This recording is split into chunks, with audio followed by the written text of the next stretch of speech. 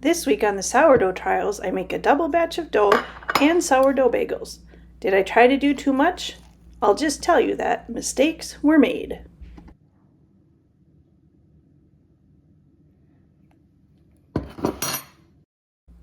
Because I'm making a double batch of dough, I double all my ingredients, starting with 100 grams of starter.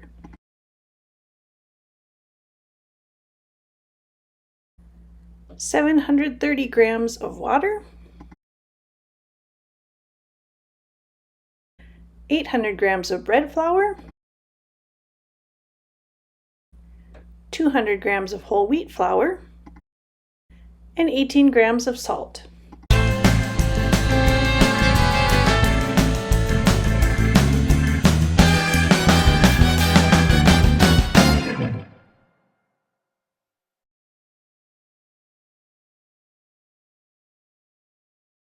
Larger batches of sourdough tend to ferment faster, so I'll be sure to keep a close eye on this dough.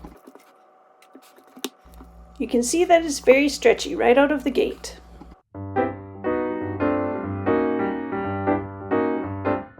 On the second round of stretch and folds, it's still quite stretchy.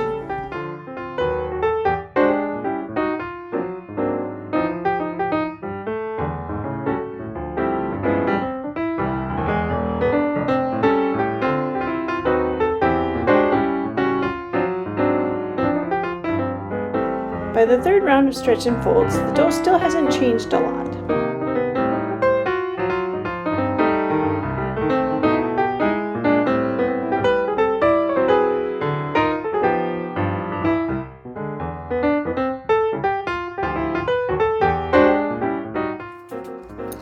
By the fourth round, the dough is more cohesive, and so I switched to more of a coil fold style.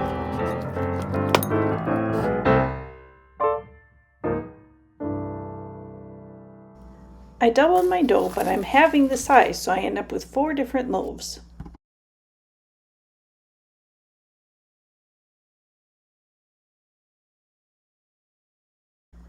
Once I dump out the dough, I split it into 4 sections. Each section ended up being between 460 and 470 grams.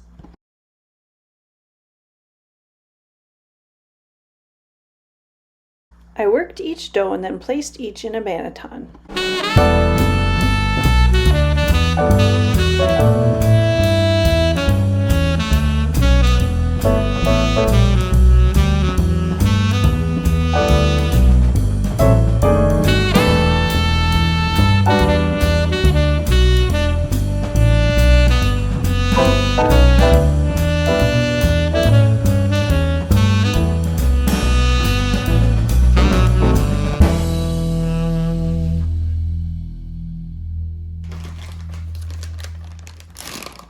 I continued to line my bannetons with rice flour to avoid sticking and to help the pattern stand out on each loaf.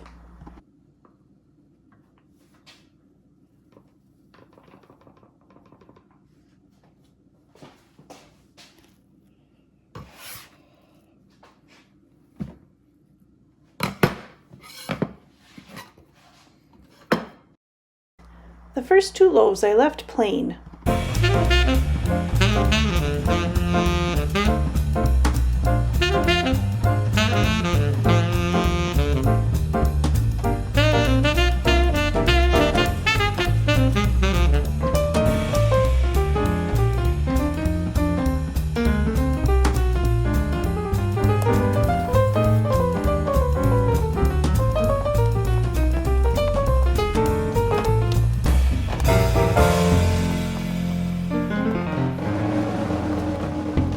The third loaf I sprinkled with cinnamon sugar.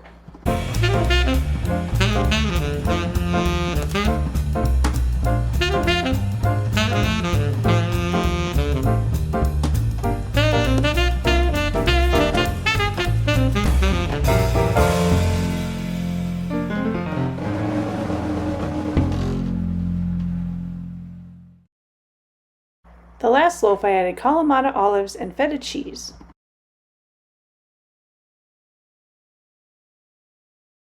I'm still working on the best way to add inclusions. Next time I'm going to try it in my stretch and fold process rather than during the lamination. I'm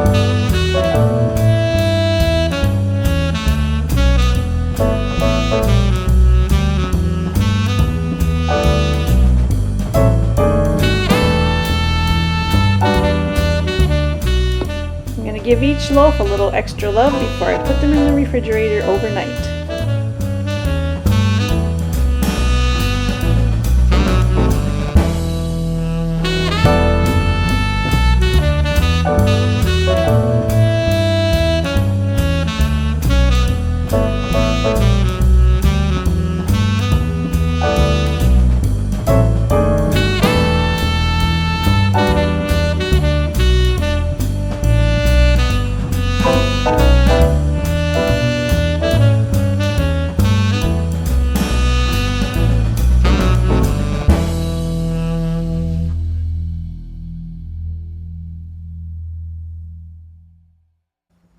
These went in the refrigerator on Thursday evening, and I didn't get around to baking until Saturday.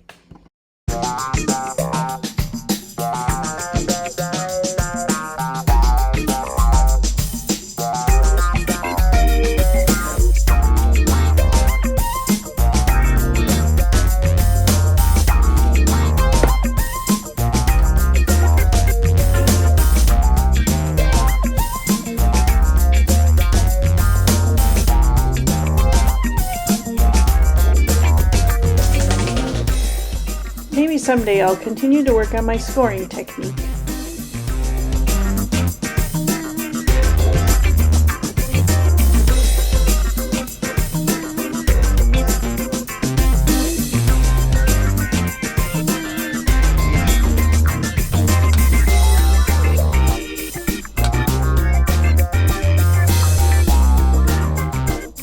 I put cornmeal on my pizza peels so they'll slide easily onto my baking stone in the oven.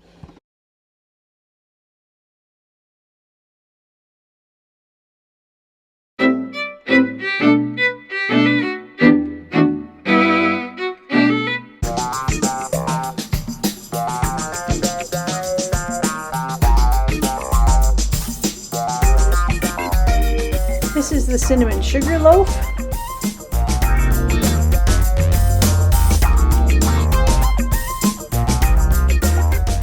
And the olive and feta cheese.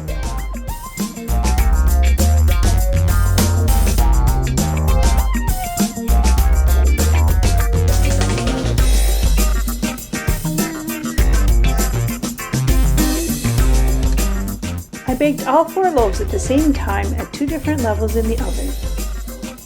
And here are the regular loaves, the cinnamon and sugar loaf,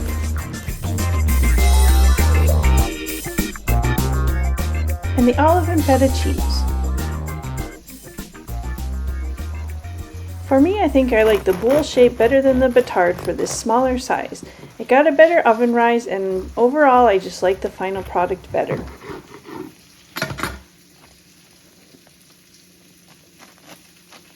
This loaf tasted really good, but I do need to work on getting all the inclusions more evenly spread throughout the loaf.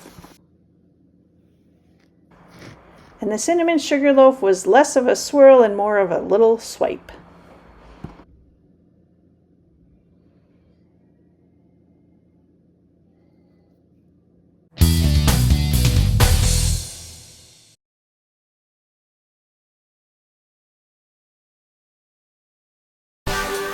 Now it's finally time to make bagels.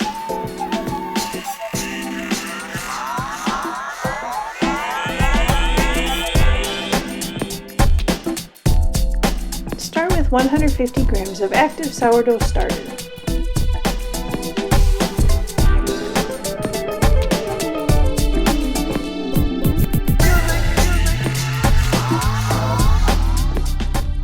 Add 250 grams of warm water.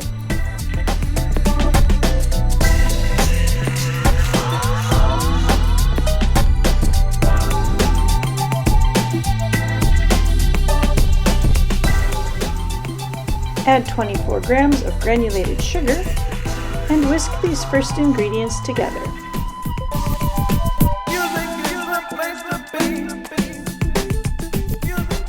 Then add 9 grams of salt and 500 grams of bread flour. Combine into a rough dough until no lumps remain. You can expect the dough to be stiff and dry.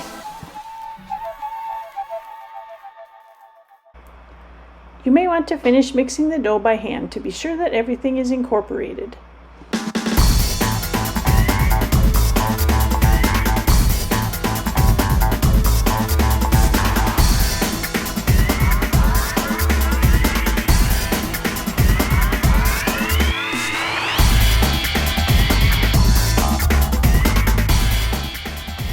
Let the dough rest for 45 minutes to an hour. While the bagel dough rests, I feed my starter so it's ready for my next baking day.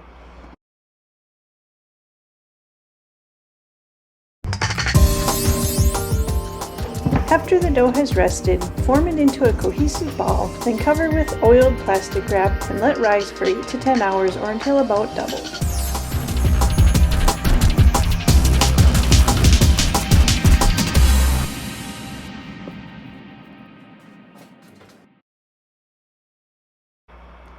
Once the dough has doubled, place it in the refrigerator overnight.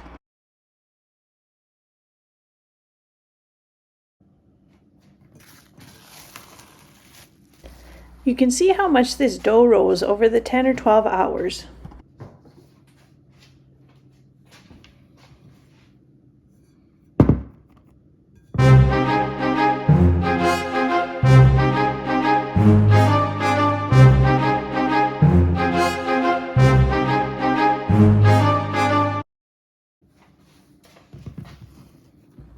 Once the dough is out of the bowl, form into a rectangle.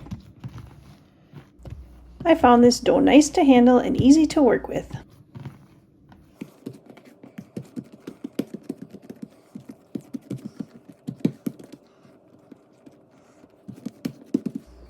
Split the dough into 8 even sections and form each section into a ball.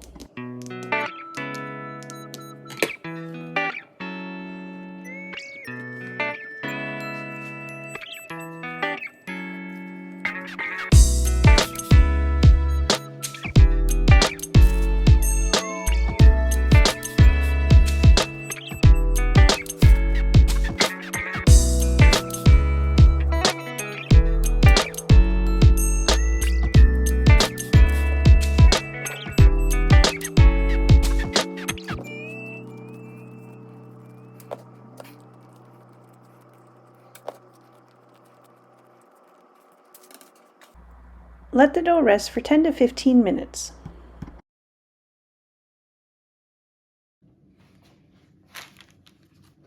To form into bagels, poke a hole through the middle and then gently stretch into shape.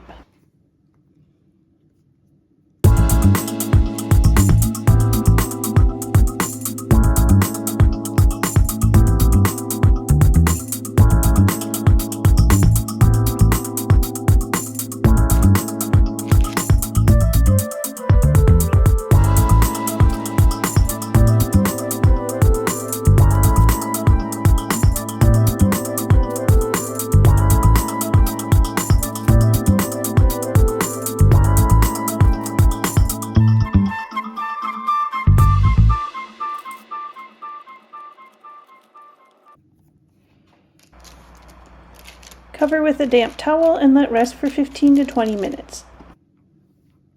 While the bagels rest, start a pot of water on to boil.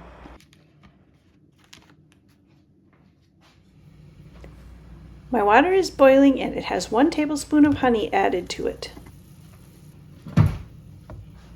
I add bagels 3 at a time to the water and set the timer for 30 seconds.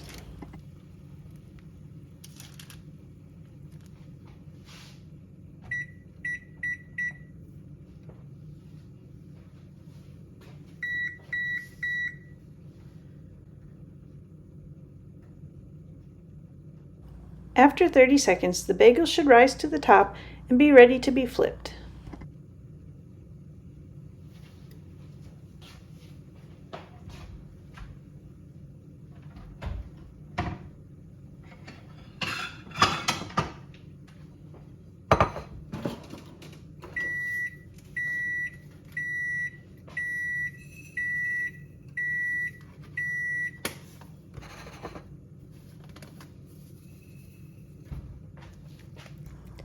Cook for 30 seconds on the second side as well.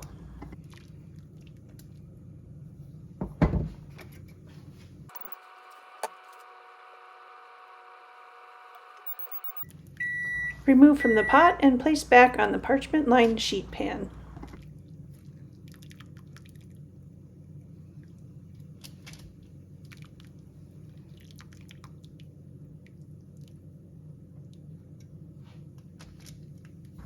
Repeat the process with the rest of the bagels.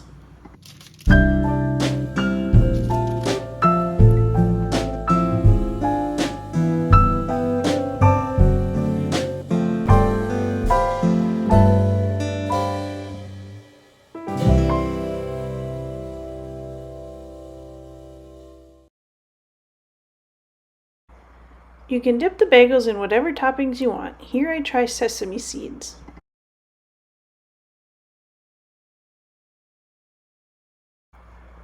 I also sprinkled a couple with cinnamon sugar. You know how I said earlier that mistakes were made?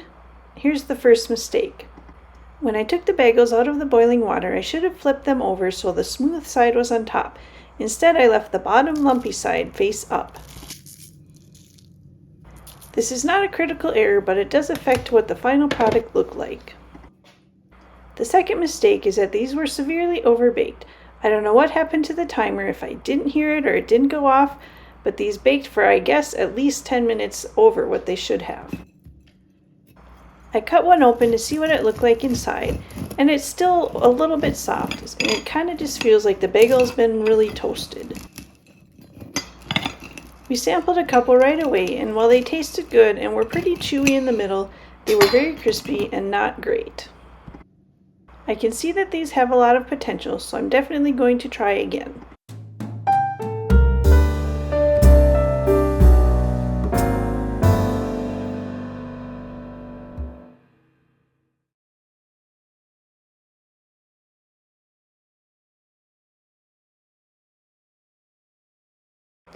Later that week, I made another batch of bagels.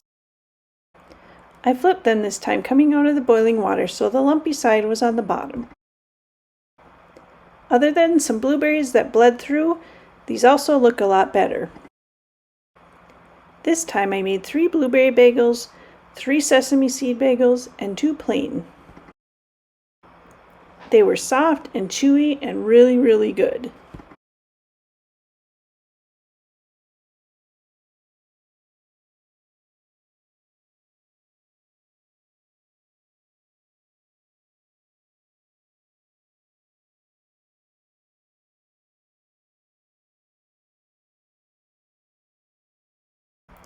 And then I proceeded to try to dump them on the floor.